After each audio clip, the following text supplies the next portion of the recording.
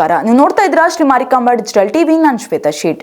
ಜಿಲ್ಲಾ surgeon doctor Shivanand ಕುಡ್ತಲ್ಕರ್ ಮೇಲೆ ಲೋಕಾಯುಕ್ತರ ತಂಡ ದಾಳಿ ನಡೆಸಿದೆ.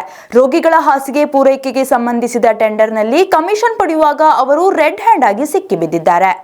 ಗುತ್ತಿಗೆದಾರರೊಬ್ಬರಿಂದ ಲಂಚ ಪಡೆಯುತ್ತಿದ್ದ ವೇಳೆ ಕಾರವಾರದ ಜಿಲ್ಲಾಸ್ಪತ್ರೆಯ ಸರ್ಜನ್ ಶಿವಾನಂದ ಕುಡ್ತಲ್ಕರ್ ಲೋಕಾಯುಕ್ತರ ಕೈಗೆ ಸಿಕ್ಕಿಬಿದ್ದ ಘಟನೆ ಕಾರವಾರದ ಕ್ರಿಮ್ಸ್ ಆಸ್ಪತ್ರೆಯಲ್ಲಿ ಗುರುವಾರ ಮಧ್ಯಾಹ್ನ ನಡೆದಿದೆ.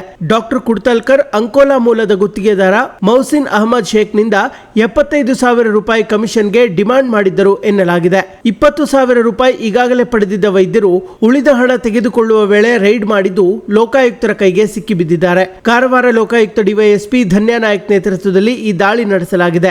ಸದ್ಯ ಲೋಕಾಯುಕ್ತ ಸಿಬ್ಬಂದಿ ದಾಖಲೆಗಳನ್ನು ವಶಪಡಿಸಿಕೊಂಡು ಪರಿಶೀಲನೆ ಕೈಗೊಂಡಿದ್ದಾರೆ.